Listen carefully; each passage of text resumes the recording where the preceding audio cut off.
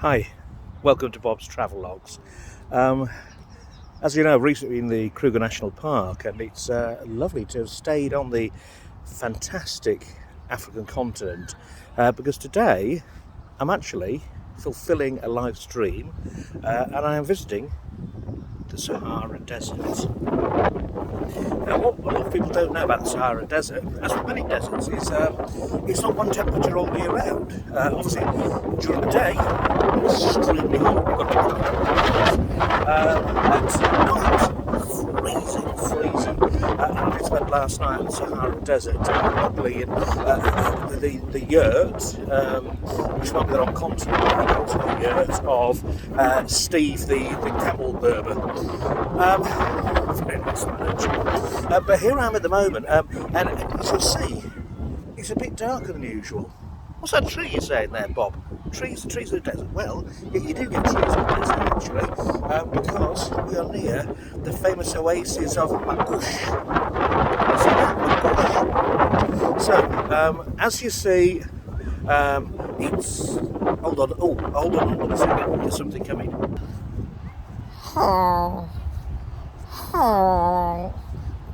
In there, somewhere, there's a camel. Can you hear it? Now, we're at an oasis, and the camel's just been sleeping. You get the one hump camel, the two dumped camels, and this is a two hump camel. Let's say it's a dromedary because I don't know which is which. But hold on. Oh, he just saw his foot go by. Oh, there's his foot again. That's interesting, isn't it?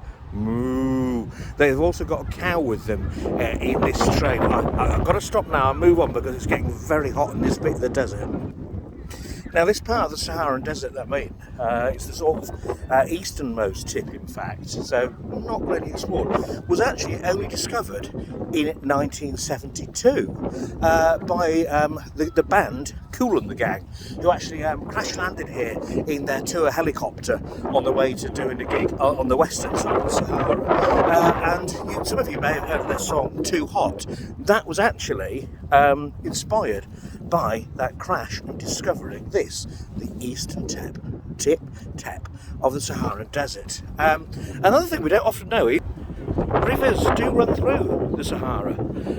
Here's one such river, the River Sahara, named not after the Saharan Desert, named after Louis Sahara, the ex-Man United player, because he used to come fishing here with his father when he was a very young boy.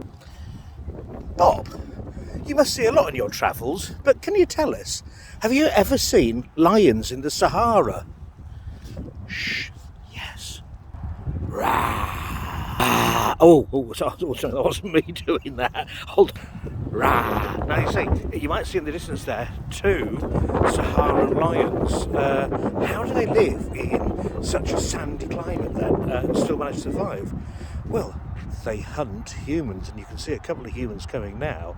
I'm not going to film this bit because it could get quite gory. There will be a lot of death and carnage, but that's what they do. They pick off those sub-Saharan travellers.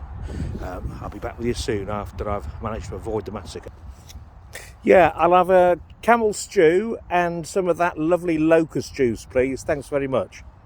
Sorry, just giving my breakfast order in. I've just come to have each oasis you will find, as well as some sort of spa facility, which is lovely. They always have a place you can stop and eat if you like camel and you like locust juice, and luckily that's my favourite. So we're going to continue. Oh, there's some Saharan joggers out over there. Very windy in the Sahara, which you don't often get. But over here, let me just show you. You might be able to see, very hard to see in the distance, but you'll see a settlement right over there. That actually is Marrakesh. Now, I don't want you to look at your maps too closely on this because it's very hard to understand. It's all to do with the light and everything about how far you can see. But that is Marrakesh with some tennis courts in front. Now up there you may be able to see in the Oasis Trees a black flag flying. That is the ultra secret Saharan separatist black flag movement. So a sign that they're in this area, so I'm going to have to be very careful.